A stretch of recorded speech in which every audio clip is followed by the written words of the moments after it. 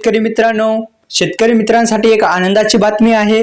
PM किसानचे आता वार्षिक 10,000 रुपये मिळणार आहेत। काय सविस्तर माहिती पाहण्याआधी हा व्हिडिओ शेवटपर्यंत बघा आणि व्हिडिओला लाईक आणि चॅनलला जर सबस्क्राइब केलं नसेल तर आताच करून घ्या। चला तर मित्रांनो व्हिडिओ सुरू करू। नमस्कार शेतकरी मित्रांनो, एनडीए सरकारला तिसऱ्यांदा सत्तेमध्ये आल्याच्या नंतर यंदा ही सरकार आपला पहिला अर्थसंकल्प सादर करत असताना अर्थमंत्री निर्मला सीतारामन यांनी 2024-25 या आर्थिक वर्षासाठी महत्त्वाची घोषणा करणार आहेत। शेतकऱ्यांना या अर्थसंकल्पाकडून खूप अपेक्षित आहे। अशा परिस्थितीमध्ये केंद्र सरकारने पीएम किसान योजना जी आहे त्या योजनेचा हप्ता वाढवून देण्याचा प्रयत्न करत आहे आणि सध्या पीएम किसान योजना अंतर्गत वार्षिक 6,000 रुपयांचा हप्ता उपलब्ध होता, मात्र ही आता हप्ता वाढण्याची शक्यता आहे। मित्रांनो पहा की अल्पभूधारक शेतकरी पीएम किसान योजनेसाठी हप्त्यात वाढ अपेक्षित आहे। पीएम किसान सन्मान निधी योजनेचा हप्ता वाढला जाऊ शकतो। सध्या त्यांना 6,000 रुपये वार्षिक हप्ता मिळतो, पण हे हप्ता वाढून मिळणार आहे। आता तो 10,000 रुपये सुद्धा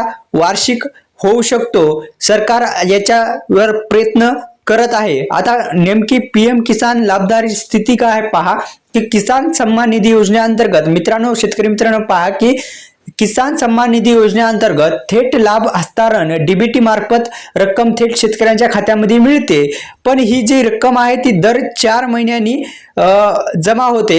4 महिन्यांनी 3 महिन्यांनी जमा केली जाते, परंतु त्यातील काही अटी व शर्तीमुळे पात्रता निष्कर्ष आलेल्या काही शेतकऱ्यांना त्याचा लाभ होऊ शकला नाही। त्यामुळे आता सरकारने कृषी उपकरणे, ट्रॅक्टर, खते, रसायने व इतर शेती संबंधी खरेदी व अनुदान देऊन ते थेट शेतकऱ्यांच्या खात्यात डीबीटी मध्ये जमा करावे असेही जे जोर धरू लागले। आता नेमकी पीएम किसान योजना का आहे ती पाहू बघा की भारतातील शेतकऱ्यांच्या आर्थिक सहाय्य देण्यासाठी उद्देशाने पंतप्रधान नरेंद्र मोदी यांनी सुरू केलेली किसान योजनेमध्ये काय याची खात्री करण्यासाठी विशेष पात्रता निकष जमीनदारधारक शेतकऱ्यांना या योजनेचा लाभ घेण्यासाठी मित्रांनो तुमच्याकडे या महत्त्वाच्या गोष्टी असाव्यात। पहा तुम्ही या पात्रतासाठी काय काय पाहिजे पीएम किसानच्या पहा।